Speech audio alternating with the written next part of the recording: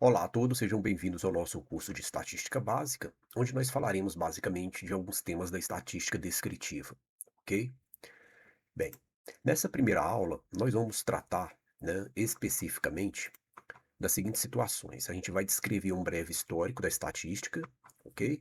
Falaremos aí também de alguns conceitos básicos, como estatística descritiva, probabilística e inferencial.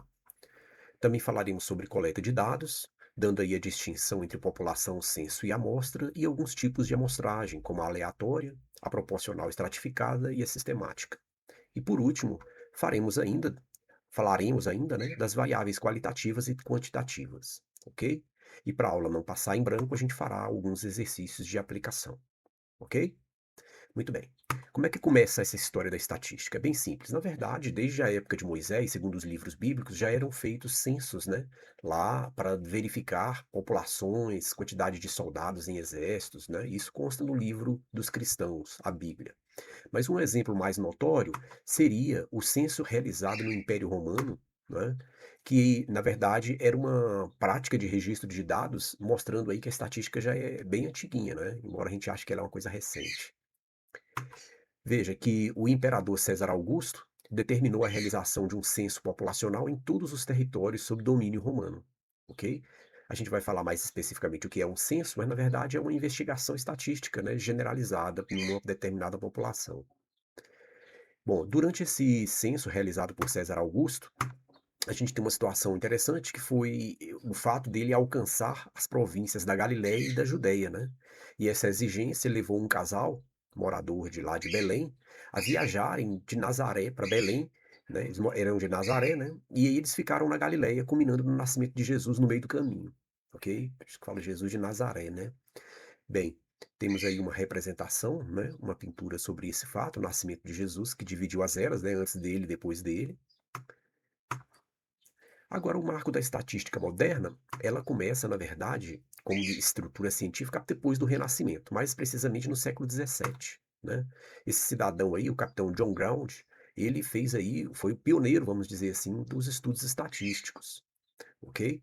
Ele levou, vamos dizer assim, a estatística a um nível de ciência, né? Vamos dizer assim, a partir do século XVII. Iniciou, na verdade, né? Iniciou. Ele usou fez uso, né, de forma sistemática de um grande conjunto de dados, né, consultou lá uns alfarrábios e livros, né, de nascimentos e mortes na Inglaterra, introduzindo um método inovador de aplicar a matemática para compreender fenômenos sociais. A estatística presta-se a isso, a usar a ciência, mais especificamente a matemática em geral, né, sobretudo a probabilidade, para descrever fenômenos sociais, né, para dar informações sociais. Esse é o âmago da estatística, vamos dizer assim.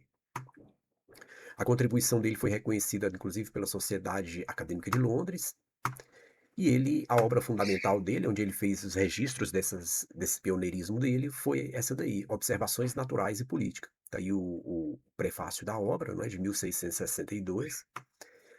O que que ele fez? Ele pegou os boletins de mortalidade de Londres e fez uma análise desses boletins. E aí, pela primeira vez na história, a gente tem aí o registro de massas de dados, né, para inferir informações sociais.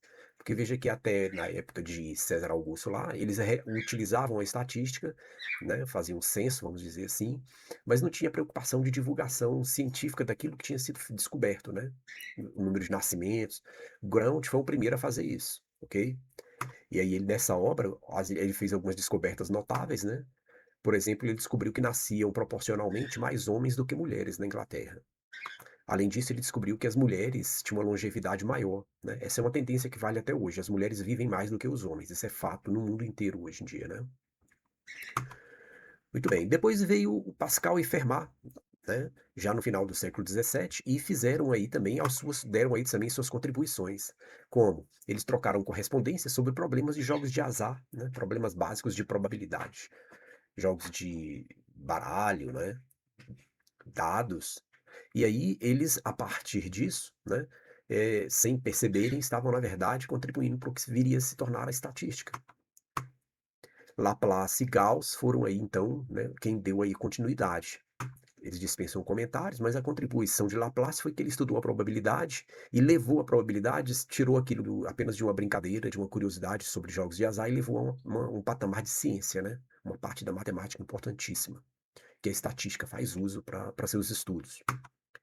Gauss estudou regressão e métodos mínimos quadrados por meio da astronomia, e em sua honra, inclusive, a distribuição normal é muitas vezes chamada de distribuição gaussiana, aquela curva em forma de sino, né, em homenagem ao Gauss. Nessa esteira histórica, nós temos também aí o Quetelet e o Galton, né, foram aí os pioneiros, né, dessa continuidade já agora no século XIX. A contribuição de Quetelet é que ele usou estatística descritiva para analisar dados de crimes e mortalidades e estudou técnicas de censo, tal qual o Grant havia feito, né? Só que ele deu continuidade. Descreveu distribuições normais em conexões com características humanas, como a altura. Então ele já passou a fazer uso da matemática desenvolvida aí por Gauss e Laplace, né? Mas agora sempre estudando em fenômenos sociais, percebe? Que é o âmago da estatística, né? Galton, por sua vez, usou regressão e correlação para estudar a variação genética em seres humanos. A ele, inclusive, é creditada, né, a teoria do limite central, né.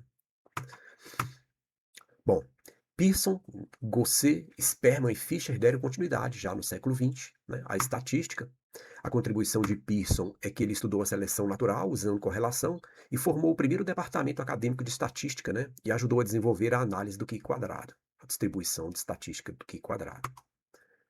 Gosset, por sua vez, trabalhava, né, numa fábrica de cerveja e estudou o processo de produção de cerveja e desenvolveu o teste T, né?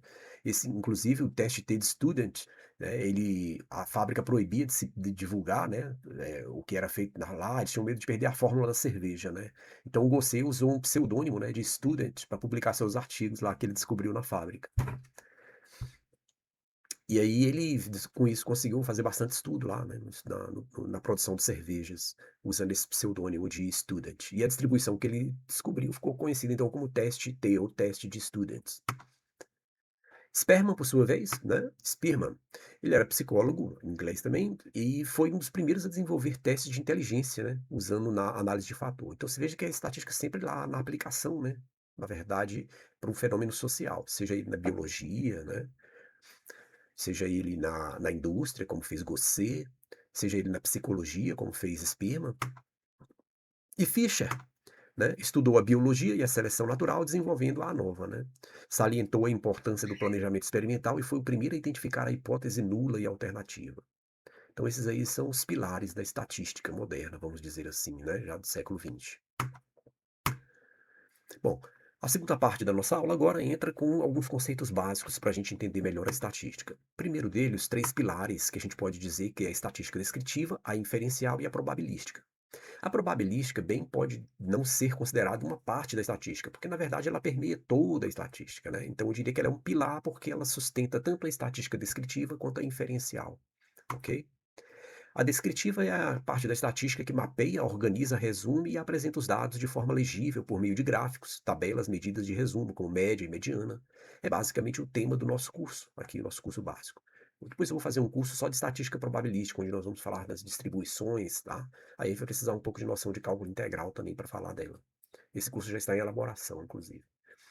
A estatística inferencial, por sua vez, ela extrapola as conclusões obtidas na descritiva. A descritiva vai lá, coleta e analisa, né? A inferencial, além de analisar, ela toma aí algumas, tira, né? Vamos dizer assim, as conclusões. Então, ela extrapola as conclusões já obtidas na descritiva, né? Propõe tomadas de decisões a partir dos resultados obtidos. E tudo isso é feito, como eu disse inicialmente, por meio da probabilidade, né? Que é o fundamento, vamos dizer assim, é a matéria-prima, ou é o ferramental básico, né, para a estatística para ser utilizada. Né? Ela modela a incerteza, o acaso, e calcula chances de ocorrência de eventos futuros, né? Assim por diante. Bom, quanto à distinção entre a estatística descritiva e a inferencial, a gente pode dizer que o objetivo da descritiva, como o nome já diz, né, descritiva, o nome é descrever e sintetizar os dados que já foram observados. O alcance dela restringe-se exclusivamente ao grupo analisado, sem generalizações, né? Ela faz uma análise essencial ali, inicial, vamos dizer assim. E como exemplos, a gente tem aí a médias da nota de uma turma, tabela de frequência de vendas e gráfico de pizza, por exemplo, né? Só a título de exemplo. O nosso curso vai basear-se, vai estar bem aí em cima da descritiva. A inferencial, que é um curso que já está em elaboração, a gente vai falar de outros temas, como tirar conclusões sobre a população a partir de uma amostra. E o alcance dela utiliza aí, vamos utilizar margens de erro, né, para estimar padrões populacionais e assim por diante. como é o que ocorre na prática com pesquisas eleitorais, testes de eficácia de vacina, controle de qualidade e assim por diante. Coleta de dados. Como se dá essa coleta inicial de dados pela estatística descritiva? Bom, a gente pode começar distinguindo a população, que vem a ser o universo total de elementos de pessoas, né, produtos, registros, que possuem características de interesse em a ser estudado. Então, população não são só pessoas. Se eu estiver fazendo uma pesquisa eleitoral, claro, serão os eleitores. Se eu estiver numa fábrica verificando a qualidade dos parafusos produzidos, por exemplo, nesse caso a minha população vai ser todos os parafusos produzidos, né? Bom, eu tenho então, dentro da se eu quiser analisar todos os elementos, como fez lá tentou fazer na verdade, né, lá o imperador romano, eu estou fazendo um censo. O censo então é quando eu avalio todos os elementos da população. Eu estudo uma característica comum dentro de todos eles. Veja que no Brasil o censo é feito de 10 em 10 anos, porque são muito inviáveis de se fazer censo. Você tem que ouvir toda a população, isso é complicado, né.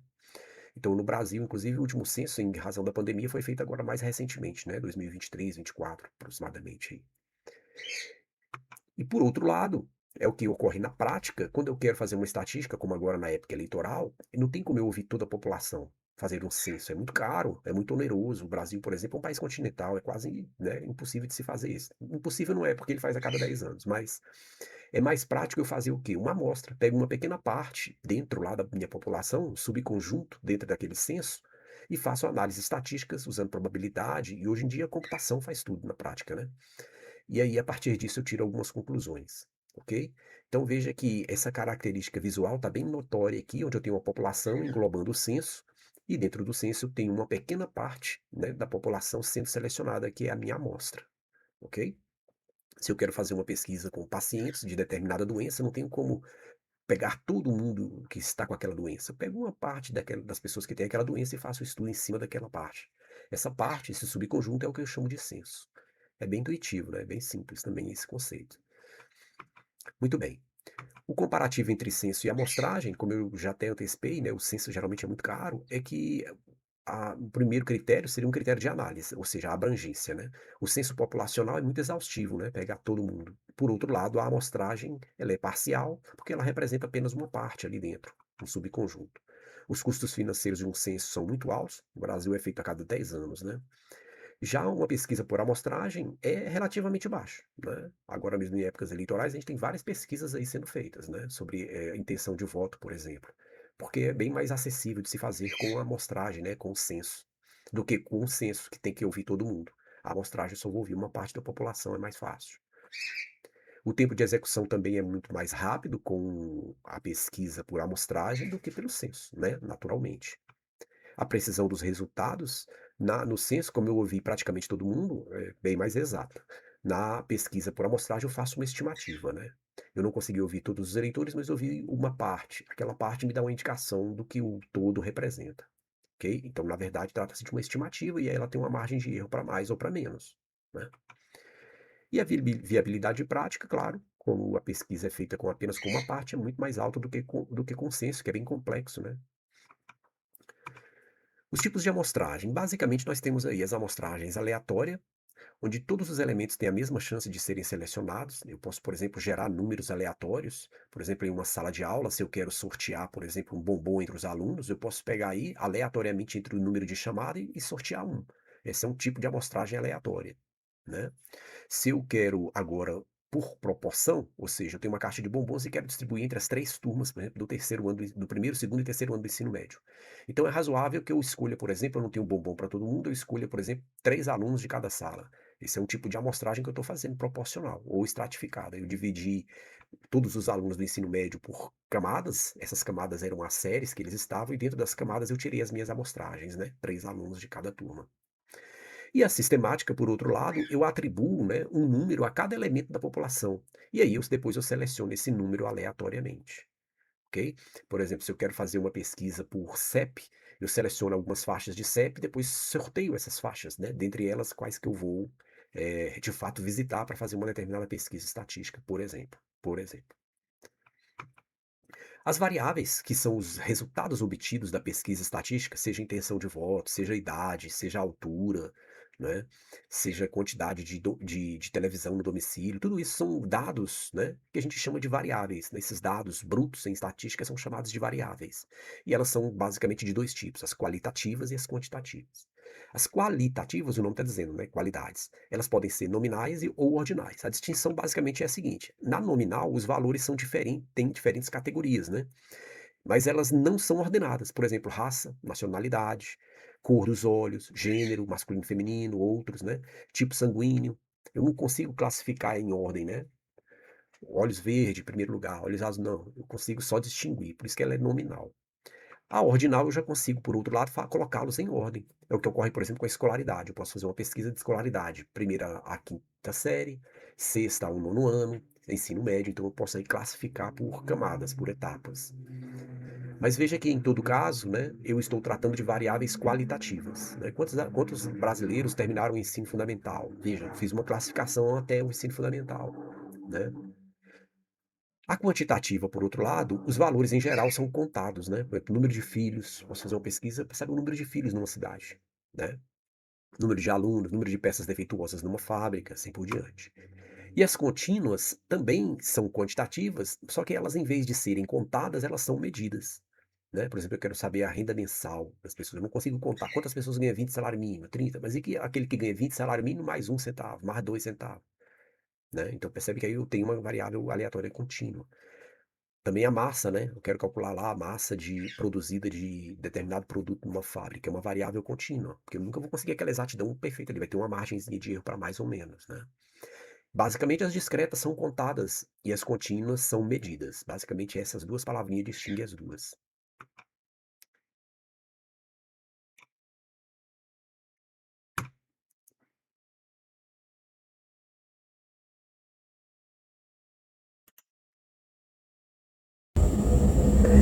Exemplo 4.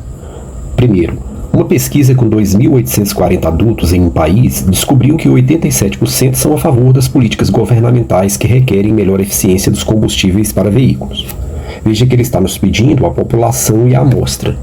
A gente sabe que eu posso, na verdade, fazer uma representação, não é? Tanto da população quanto da amostra da seguinte maneira. A população é como se ela fosse um conjunto universo, ok? E dentro dela eu posso pegar aí uma parte ou um subconjunto dela.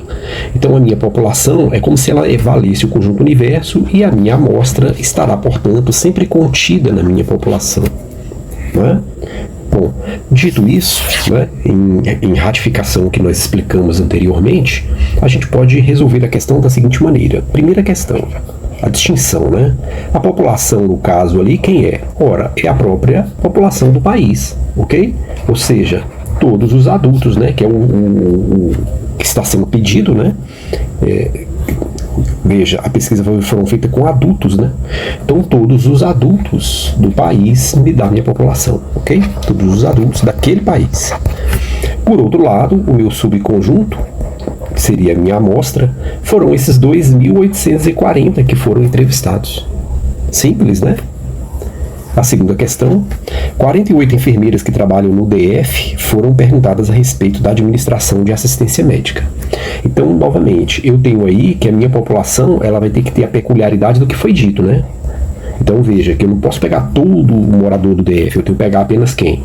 Todas as enfermeiras, né? Todas as enfermeiras do DF, ok? Por outro lado, a minha amostra é quem? São as que foram ouvidas. Nesse caso aí, ó, está claro que foram 48, né? Não, 48, isso. Muito bem. Então, as 48 enfermeiras ouvidas. Então, é sempre assim, né? A gente tem que ir, cuidado, não pode extrapolar, né? Não posso pegar toda a população do DF, percebe? Ó? São só as enfermeiras. No 3, quem vai ser a minha população? Uma pesquisa com 2.821 adultos brasileiros descobriu que 82% recorrem à assistência médica. De novo, né? Parece com a 1, né? Todos, quem? Os adultos, né? Todos os adultos. De onde? Brasileiros. Ou do Brasil, né? Brasileiros. Muito bem. Agora, quem seria a minha amostra? Os que foram ouvidos aí, né? Ou seja, os 2.821, né? Entrevistados, vamos dizer assim. Brasileiros entrevistados. só os entrevistados. E por último, uma pesquisa com 240 adultos no Brasil, com a idade entre 25 e 29, né, descobriu que 76% não leram um livro nos últimos 12 meses. Bom, nesse caso, note que a minha população, né, vai ser formada por todos os adultos com a faixa etária que ele falou. Então, olha aí, ó, todos os adultos com, né, a faixa etária dita, ou seja, entre, né, vou colocar entre, fica melhor, entre 25 e 29 anos. Fácil, né? Agora, o que a gente tem? A gente tem uma amostra formada por quem? Pelos 240 que foram ouvidos, os 240 adultos, né, com aquela idade lá que foram ouvidos. É isso. Exemplo 2. Determine se os dados são qualitativos ou quantitativos. Bem, no primeiro caso, o que nós temos? As idades de uma amostra de 150 funcionários de uma empresa de software. Bom, se você observa, esses dados na verdade são o quê? Eu ia colocar a classificação, mas não vamos nos estender, vou só escrever, né? Os dados nesse caso aí são quantitativos, né? Quantitativos. A gente conseguiu contar, né? Veja que a justificativa é que esses valores aí são valores numéricos, né? Resultantes aí, ó, nesse caso aí, pode ser tanto de medição quanto de contagem, né? Para ter dados quantitativos. Nesse caso aí do tempo de vida. Ok? Nesse caso, eu poderia obter até outras operações matemáticas a partir dele, como a média de idade, né? 2. Os códigos postais de uma amostra de 400 clientes de uma loja de artigos esportivos. Veja que nesse caso eu tenho dados o quê? Qualitativos, né? Ok? Qualitativos. Vou até colocar em caixa alta, qualitativos. Ok? A justificativa é bem óbvia, né? Porque embora o CEP seja composto de números, eles funcionam apenas como identificação, né? Como rótulos, ou vamos dizer assim, identificação mesmo geográfica, né? Eles não tem como realizar operações com CEPs, né? Você, por exemplo, vai somar CEP, diminuir CEP, multiplicar CEP, não tem como. Né? Até você pode fazer isso, mas vai resultar no resultado, o resultado, né, vai resultar em algo sem sentido algum, né? Prático. 3. As receitas das 500 maiores empresas na lista da revista Forbes. Ora, novamente eu estou aí com dados o quê? Quantitativos. Não é? Quantitativos. Eu consigo fazer operações com esses dados, não consigo? Eu posso representar esses dados, na verdade, né, representam valores monetários e são passíveis aí de serem somados, multiplicados, diminuídos. Percebe que grandezas onde eu posso manipulá-las e os resultados fazer sentido, você vai acabar caindo sempre numa quantitativa, né? Veja que o CEP eu podia somar, mas caía em algo que não dava sentido, né? Ou diminuir, mas não dava sentido. 4. O estado civil de todos os jogadores profissionais de handebol. Bom, de novo, né? Eu estou agora com né? Qualitativos. Ok? Eles são aí solteiros, casados, divorciados, viúva, amaziado, né? Mas não importa. O que ocorre é que isso aí é um atributo categórico, né? E não numérico para isso. Então essa foi bem simples, esse item 4. Exemplo 3. Diga a técnica de amostragem utilizada. 1. Ligando para números de telefone gerados aleatoriamente, olha só essa palavra que entrega, né? Pesquisadores perguntaram a 1.003 adultos norte-americanos seus planos sobre trabalhar durante a aposentadoria. Então veja que nesse caso aí, ó, nós estamos com o quê? Vou colocar aqui né? É uma amostragem aleatória simples, né? Entregou essa palavrinha ali, né? Aleatória. Aqui, ó. Simples. Ok? Ou só aleatória, se quiser. A justificativa é óbvia, né? Os indivíduos eles foram selecionados aí, se você olhar, por meio de um processo aleatório. Observe. Geração computadorizada de números, né? De número de telefone. Isso garantiu que cada membro da população tivesse a mesma probabilidade, não é verdade? De ser escolhido. Bom, essa foi tranquila. A 2. Um estudante pediu a 18 amigos. Essa é uma técnica de amostragem que a gente não falou antes, mas ela é muito pouco recomendada, né? Até nem toda a literatura reconhece isso como técnica de amostragem. Mas já que está aqui, a gente pode chamá-la de conveniência, né? Tá? Conveniência. A gente não tinha nem comentado dela, porque nem toda a literatura que a aceita assim como válida. Tá? Veja que os caras foram facilmente acessíveis, as pessoas, né, os indivíduos selecionados, foram facilmente acessados, né, pelo fato de serem amigos do estudante. Então não houve um processo aí, vamos dizer assim, aleatório, né, de escolha. 3. Um estudo sobre gravidez em Recife, Pernambuco, selecionou aleatoriamente 13 comunidades da área metropolitana. Pessoal, isso aqui sempre entrega, né? Sempre entrega. Mas veja que agora você tem que tomar um cuidado porque ele está querendo te induzir ao erro. Concorda? Porque se você olhar com calma agora, essas 13 comunidades, embora tenham sido escolhidas aleatoriamente, eu não posso dizer que ela é uma aleatória simples. Porque veja que aí houve um conglomerado, né? Conglomerado, ok? Ou agrupamento, também a gente pode chamar com esse nome, já que alguns autores chamam assim, agrupamento, tá? A população foi dividida em grupos naturais, ou seja, as comunidades, né, da periferia. E após a seleção aleatória de alguns desses grupos, todos os elementos pertencentes aos conglomerados escolhidos foram entrevistados, né? Dividiu em faixas, e dentro de cada faixa todo mundo foi ouvido, né? 4. Policiais rodoviários federais param e checam o motorista de cada terceiro veículo para verificar o teor alcoólico no sangue. Ora, essa é sistemática, né? Essa é bem amostragem, né, sistemática, ok? Quando eu divido, né, aleatoriamente, observe, eu checo os motoristas, mas eles pararam, por exemplo, aí. Por que é sistemática? Eles pararam de 3 em 3, né, o terceiro veículo. Eles poderiam parar de 5 em 5? Sim, por isso que ela é sistemática, porque com antecedência eles estipularam como é que funcionaria. Hoje vamos parar de 5 em 5 veículos. Continuaria sendo sistemática. Percebe? Eles escolheram o sistema de escolha, né? Não foi aleatório. De certa forma é aleatório, mas não, né, com o sistema que eles implantaram, né? E 5. 25 estudantes são selecionados aleatoriamente de cada ano em uma escola de ensino médio e têm pesquisados os seus hábitos de estudo. Pessoal, essa é a mais comum, essa é a mais famosa, a que é mais cobrada, né? Essa é a estratificada, ok? Por quê? Estratificada. Você pode imaginar a estratificada como sendo sempre uma proporção, né? Porque se você olhar com calma aí, ó, deixa eu escrever aqui, estratificada, né? Um nome chato de escrever. Mas veja que se você olhar com calma aí, eles pegaram 25 estudantes e desses 25, observe que houve um critério, ó. De cada ano de uma escola. Então ele pegou proporcional aos anos, né? Para cada série, primeiro, segundo, terceira série, não importa. Mas em cada um ele pegou uma mesma quantidade, ou seja, foi proporcional, né? Por isso a gente diz, então, que essa amostragem é estratificada, ok? Porque ela foi dividida em subgrupos, né? Ou camadas com características comuns, né? Ano, nesse caso aí, série do ensino médio pode ser. E em seguida essa amostra foi retirada de cada um desses estratos. É isso. Exemplo 4. A Polícia Civil recebeu um relatório sobre o número de ocorrência registrado em uma delegacia ao longo de um mês. A tabela a seguir apresenta dados parciais sobre a quantidade de ocorrência e o número de casos solucionados para diferentes tipos de crime. Então foi dada aí uma tabela, né, com os crimes roubo, tráfico, estelionato e lesão. Alguns dados da tabela estão preenchidos, outros não. Sabe-se que a proporção de casos solucionados em relação às ocorrências é a mesma para cada tipo de crime. Opa, olha aqui, ó, a proporção, tá vendo? É aquilo que a gente acabou de falar na questão anterior, né?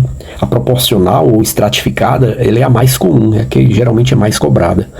Então veja que, na verdade, eu posso chamar esses números aqui que estão faltando de X, sei lá, Y e Z, ou A, B e C, se você preferir. O que a gente sabe é que existe uma proporção, né, entre o número de ocorrências, observe, ó, ocorrências, e o número de casos solucionados, né? Casos solucionados. Então eu posso escrever que 180 está para 135, assim como X está para 45, assim como 120 está para Y, assim como Z está para 30. E aí acabou, né? Essas igualdades aí eu posso resolvê-las facilmente. Vamos partir dessa daqui que vai me dar um valor numérico, ó. Vamos pegar a nossa calculadora para a gente não perder tempo, né? Vamos ver se essa conta dá exato. 180 dividido por 135. Não dá uma dízima. Então não vamos só simplificar. Por 2 dá 90. Isso, embaixo é ímpar, né? Já não dá por 2. Então vamos apagar aqui, ó.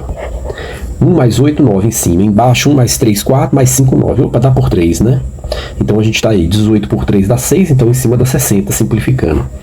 Embaixo, 13 dividido por 3 dá 4, vezes 3, 12, 15 dividido por 3, 5, dá 45. Posso simplificar de novo? Posso, né? Vamos pegar aqui, ó. Isso aqui vai me dar por ainda por 3, né? 5 mais 4, 9 embaixo, ainda por 3 vai me dar 20. 45 por 3, 15.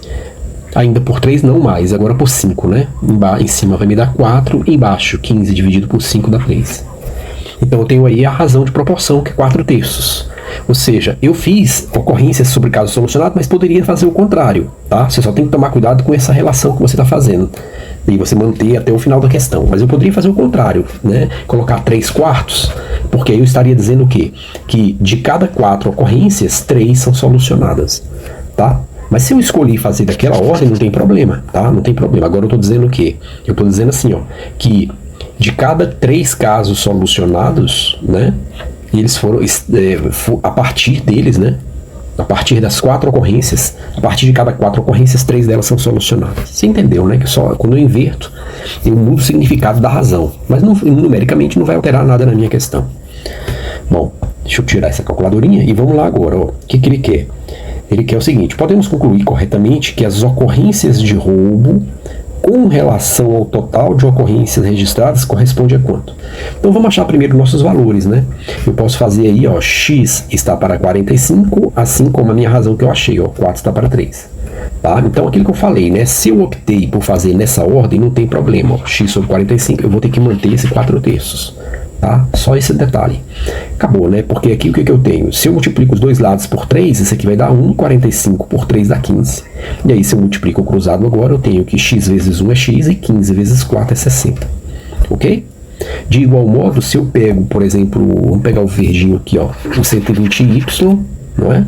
Eu posso agora igualá-lo ao 4/3 também, né? Sempre igual a essa razão ali. Então eu vou fazer aqui, ó, 120 está para y, assim como 4 está para 3. Nesse caso, eu posso multiplicar os dois lados por 1/4. Ó. 4 dividido por 4 vai me dar 1, e 12 por 4 dá 3, como eu tenho 0,30. Multiplicando cruzado, y vezes 1, e 30 vezes 3 me dá 90. Então já tenho x e já tenho o y. Para achar o z, de igual modo, eu posso usar quem aí? Usar a minha grandeza aqui, ó. Ok? Assim como eu fiz para achar o y, e assim como eu fiz para achar o x, igualando, né? Então, se eu coloco z está para 30, assim como 4 está para 3, multiplicando os dois lados por 3, isso vai me dar 10, isso vai me dar 1. Multiplicando cruzado, meu z vai valer 10 vezes 4, 40. Achei os 3. Agora eu posso fazer o que eles querem. Ó. As ocorrências de roubo, então vamos lá, roubo, 180 ocorrências, né? Ele quer isso, a ocorrência de roubo com relação ao total. Bom, o total de ocorrência quem é? Vamos colocar aqui. O total de ocorrências, né, de ocorrências, não de solução, será dado por 180 mais x mais 120 mais z, a soma da primeira coluna, né? Isso vai me dar 180 mais 60 vai me dar 240, mais 120 vai me dar 360, mais 40 vai me dar 400. Pronto, então eu vou pegar lá o meu 180, que é o que ele quer, né? 180 para 400. Corta, corta. Né? Isso por 2 dá 9, isso por 2 dá 20. Pronto, eu estou com 9/20. Como é que eu transformo isso em porcentagem, já que as respostas estão em porcentagem? Simples, né? Eu divido, você sabe disso aqui, né? Eu posso dividir 100 por 20, vai me dar 5, e multiplico em cima pelo resultado. Ó. 100 dividido por 20 dá 5, e em cima, 9 vezes 5, 45. Pronto, isso é 45%. Alternativa A. Simples assim. Ok? Exemplo 5. Uma amostra de funcionários foi selecionada em uma empresa que possui 500 funcionários, conforme o gênero declarado. Isso é importante, hein? Considere o esquema de alocação proporcional, também ele dá sempre o nome, né? Alocação proporcional, mas ele poderia ter dito estratificação proporcional, sem problemas. Então, os valores de A, B e C são, ele quer achar os valores de A, B e C. O que a gente tem aí? A população e a amostra, né? Do sexo masculino e do sexo feminino. Então, o que eu preciso fazer aí? Eu preciso fazer o seguinte, ó. Dessa população foram extraídos B alunos, B pessoas do sexo masculino. Então eu posso colocar assim, ó, do total da população, A, é sempre mais interessante colocar assim, né? Veja que na questão anterior eu coloquei invertido, não vai alterar o final, mas é melhor colocar assim que o significado fica melhor, né? Tudo bem? Do total de homens, eu escolhi aí B homens. Do total de A homens, eu escolhi B homens. E eu tenho que manter essa proporção para todo mundo, olha só. Do total de 255 mulheres, eu escolhi 51. Do total de declarado outro sexo, né? Do total de C, eu escolhi 2. Bom, a gente pode ir agora de novo, né? Olha só, pego uma que tem só valores numéricos e simplifico. 5 mais 1, 6. Embaixo, 5, 5, 10, 12. Então isso aí dá por 3, né? 51 dividido por 3 vai me dar 17. Então, simplificando a fração, eu estou com 17. Embaixo, 25 por 3 dá 8, vezes 24, 15 por 3, 5. 85 divide 7? Será? 85 dividido por 7. Não, não dá, né? Seria querer demais. Então, vamos lá. Eu vou pegar essas duas logo de cara, ó, né? Descer essa daqui e já vou achar o C de cara, ó. Então, meu C vai ser quem? 85 vezes 2 e eu dividir pelo 17. O meu C, portanto, né, vai me dar 85 vezes 2, dá 170, dividido por 17, me dá 10, né? Olha só. De igual modo, eu posso pegar agora quem? O B está para A, assim como... Aí você vai pensar assim, bom, agora complicou, porque a gente não sabe, né, quem são A e B, mas tá fácil de achar o B, não tá? Olha só, eu vou colocar aqui, B está para A, assim como 17 está para 85. 17 está para 85. Isso vai me dar 85B valendo tanto quanto 17A. Não é? Por outro lado, eu tenho que pensar da seguinte maneira, olha só. Eu tenho que pensar assim. Se eu somar, né, os valores de todo mundo, que é o A mais 255 mais o C, valor de todo mundo da população, né? Eu tenho que achar o total, né? Olha lá, ó. Não é? Ok? Uma amostra de funcionários foi selecionada em uma empresa que possui 500 funcionários. 500 funcionários é o total, é a população. Não é verdade? Então eu sei o quê? Eu sei que se eu somar A mais 255 mais C, isso tem que me dar o total da população, que é 500. Sacou? Só que o C eu já sei quem é. Então o meu A, na verdade, vai ser quem? Vai ser 500. Eu posso passar aqui 255 para o outro lado com sinal trocado, ou subtrair dos dois lados, e posso passar o C também. Ok? Isso vai me dar um A valendo quanto? 500 menos 265, na verdade, né? 500 menos 265 vai me dar 235. Pronto, achei o A. Eu já tinha o C, eu volto aqui e mato o B. 85B vale tanto quanto 17 vezes 235. Ok? Então, se eu passo o B dividindo, o 85, né? Ou divido os dois lados por ele, para não perder tempo. Portanto, meu B vai ser quanto? Vamos lá. 17 vezes 235, esse resultado eu vou dividir por 85, que vai me dar 47. Agora eu tenho todo mundo, ok? A, B e C. Aí eu tenho que tomar cuidado com o que ele vai pedir, ó. Respectivamente, ele trocou a ordem, ó. Eu acho isso desnecessário, né? O candidato nervoso vai errar às vezes porque ele trocou a ordem. Isso não pode, né? Mas tudo bem. Então ele quer primeiro o B, quem é? 47. Depois o A, quem é? 235. E por último o C, né? B e a C.